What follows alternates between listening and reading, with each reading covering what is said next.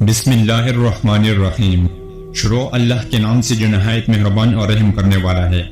ناظرین، فرشتے نوری مخلوق ہیں۔ اللہ تعالیٰ نے انہیں نور سے پیدا کیا ہے اور ہماری نظروں سے پوشیدہ کر دیا ہے، اور انہیں ایسی طاقت دی ہے کہ جس شکل میں چاہیں ظاہر ہو جائیں گے۔ فرشتے حکم الہی کے خلاف کچھ بھی نہیں کرتے۔ یہ ہر قسم کی صغیرہ کبیرہ گناہوں سے پاک ہوتے ہیں۔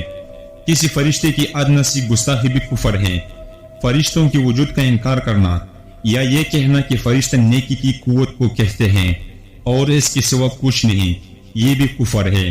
4 فرشتے بہت مشہور ہیں: حضرت جبرائیل علیہ السلام، میکائیل علیہ السلام، اسرافیل علیہ السلام اور اسرائیل علیہ السلام، اور یہ سب فرشتوں پر فضیلت رکھتے ہیں۔ فرشتے کیا کرتے ہیں؟ اللہ نے ان کے ذمے مختلف کام لگائے ہیں، جن میں سے چند یہ ہیں: انبیاء کرام علیہ السلام کی خدمت میں وحی لانا، بارش برسانا، ہوائیں چلانا، مخلوق تک روزی پہنچانا، ماں کی پیٹ میں بچہ کی صورت بنانا، بدن انسانی میں تصرف کرنا، انسان کی حفاظت کرنا، نیک اجتماعات میں شریک ہونا، انسان کے نامہ اعمال لکھنا، دربار رسالت مآب میں حاضر ہونا، بارگاہ رسالت میں مسلمانوں کو درود و سلام پہنچانا، مردوں سے سوال کرنا، روح قبض کرنا، گنہگاروں کو عذاب کرنا، سور پونگنا، اور ان کے علاوہ اور بہت سے کام ہیں جو ملائکہ انجام دیتے ہیں، یعنی فرشتے انجام دیتے ہیں۔ فرشتے اللہ تعالیٰ کی نورانی مخلوق ہیں، جنہیں ان کی اصل شکل و صورت میں دیکھنا انبیاء کرام علیہ السلام کے علاوہ اور کسی کے لیے بھی ممکن نہیں۔ یہی وجہ ہے کہ ہمارے ارد گرد لاتعداد فرشتے اپنے کاموں میں مصروف ہیں، مگر ہمیں وہ دکھائی نہیں دیتے۔ اگر وہ انسانی شکل اختیار کر کے ہمارے سامنے آئے تو پھر انہیں دیکھنا ممکن ہے۔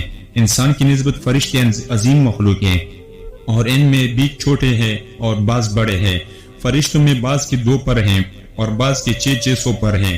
قرآن کریم میں ارشاد پاک ہے کہ اللہ تعالیٰ ہی کے لیے تمام تعریفیں ہیں، جو آسمان اور زمین کا پیدا کرنے والا ہے، اور 2 3 4 پروں والے فرشتوں کا اپنا قاصد یعنی پیغمبر بنانے والا ہے۔ بعض روایات کے مطابق جبرائیل امین علیہ السلام کے 600 پر دیکھے گئے ہیں، اور ہر پر نے آسمان کو گھیر رکھا تھا۔ ان کے پروں سے مختلف رنگ اور قیمتی موتی بکھر رہے تھے۔ وہ فرشتے جنہوں نے عرش اتار رکھا ہے، ان کی قد و قامت کے بارے میں سیدنا انس رضی اللہ تعالیٰ عنہ سے مروی ہے کہ حضور نبی کریم صلی اللہ علیہ وسلم نے ارشاد فرمایا: عرش کو اٹھانے والے فرشتوں میں سے ایک فرشتے کے بارے میں مجھے یہ بتانے کی اجازت دی گئی ہے، جس کی پاؤں سب سے نیچلی 7ویں زمین میں ہے، اور اس کی کندھوں پر عرش ہے۔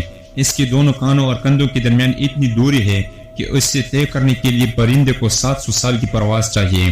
وہ فرشتہ کہتا ہے: یا اللہ تو پاک ہے، جہاں بھی ہے اور جہاں بھی ہوں۔ اللہ تعالیٰ نے فرشتوں میں شادی بیاہ کی حاجت نہیں رکھی، اس طرح انہیں کھانے پینے سے بھی بے نیاز کر دیا ہے۔ اس کی وضاحت قرآن مجید میں سیدنا ابراہیم علیہ السلام کے اس واقعے سے ہوتی ہے، جس میں ہے کہ حضرت ابراہیم علیہ السلام کے پاس فرشتے آئے تو آپ علیہ السلام نے ان کے لیے فوراً گوشت لے کر آئے، مگر انہوں نے اسے تناول نہیں کیا۔ اللہ تعالیٰ نے فرشتوں کو بیماری، سستی، کاہلی، دکھ، تکلیف، تھکاوٹ اور اکھاہٹ وغیرہ سے محفوظ رکھا ہے۔ وہ دن رات فقط اللہ کی اطاعت میں اپنے کاموں میں مصروف رہتے ہیں۔ قرآن مجید میں بیان ہوا کہ آسمان اور زمین میں جو کچھ ہے اسی اللہ کا ہے، اور جتنے اس کے پاس فرشتے ہیں وہ اس کی عبادت سے نہ سرکشی کرتے ہیں اور نہ تکتے ہیں۔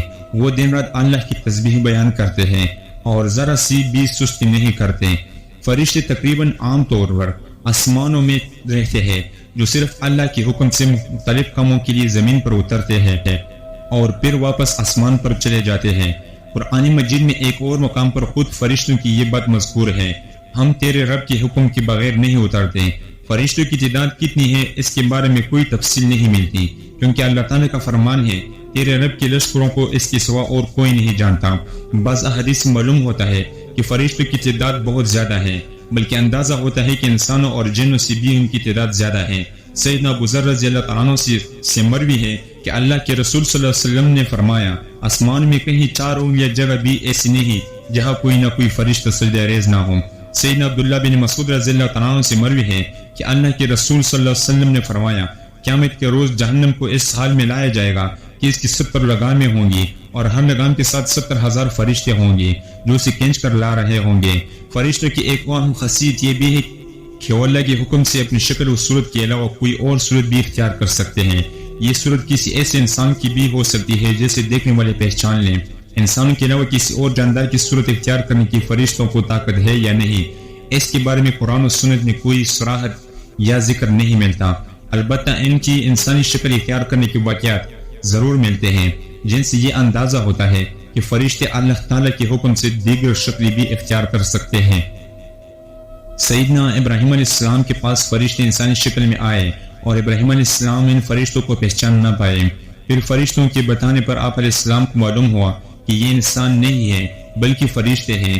سیدہ مریم علیہ السلام کے پاس جبرائیل امین علیہ السلام انسانی شکل میں تشریف لائے تھے، اور جبرائیل امین علیہ السلام سوائے 2 مرتبہ کے ہر مرتبہ نبی کریم صلی اللہ علیہ وسلم کے پاس انسانی شکل میں تشریف لائے۔ اللہ تعالیٰ نے فرشتوں کو انسانوں اور جنوں سے کئی گنا زیادہ قوت و طاقت عطا کر رکھے ہیں۔ حضور نبی کریم صلی اللہ علیہ وسلم نے جب طائف کے مقام پر وہاں کے لوگوں کو اسلام کی دعوت پیش کی تو آپ علیہ السلام پر وہاں کے لوگوں نے ظلم و جبر کی انتہا کر دی اور حضور نبی کریم صلی اللہ علیہ وسلم کو لہو لہان کر دیا۔ تو اس مقام پر سیدنا جبرائیل امین علیہ السلام تشریف لائے۔ انہوں نے آواز دی اور کہا کہ اللہ حضور نبی کریم صلی اللہ علیہ وسلم کے بارے میں آپ کی قوم کی باتیں سن چکا ہے، جو انہوں نے آپ کے خلاف اقدام کیا وہ بھی دیکھ چکا ہے۔ آپ کے پاس اللہ تعالیٰ نے پہاڑوں کا فرشتہ بھیجا ہے، آپ ان کے بارے میں جو چاہیں اس فرشتے کو حکم دیں۔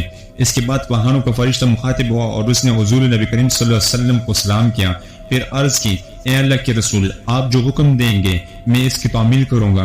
اگر آپ چاہیں تو میں دونوں طرف کے پہاڑوں کو ان پر لا کر ملا دوں جن سے یہ پھنس جائیں گے۔ اس طرح جبرائیل امین علیہ السلام کی قوت و طاقت کے بارے میں قرآن مجید میں ہے۔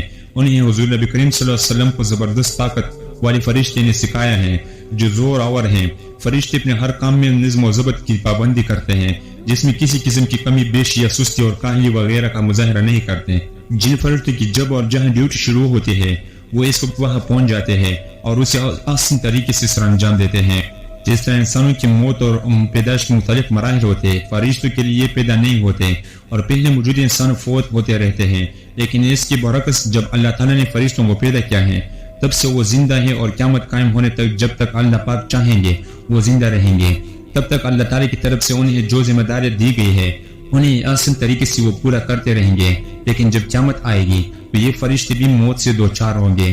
پھر ایک ایسا وقت آئے گا جب کائنات میں اللہ تعالیٰ کے علاوہ کوئی چیز زندہ نہیں رہے گا۔ اسی صورتحال کو قرآن مجید میں اس طرح بیان کیا گیا ہے، زمین پر جو ہے سب فنا ہونے والے ہے، صرف تیرے رب کی ذات جو عظمت اور عزت والی ہے وہ باقی رہ جائے گی۔ اس طرح ایک اور مقام پر ارشاد ہوا ہے کہ ہر نفس کو ایک نہ ایک دن مرنا ہے۔ شکریہ ناظرین، اگر ویڈیو اچھی لگی ہو تو چینل کو سبسکرائب کریں اور ساتھ میں بیل آئیکن دبائیں تاکہ ہماری ہر نئی آنے والی ویڈیو کا اپڈیٹ آپ کو ملتا رہے۔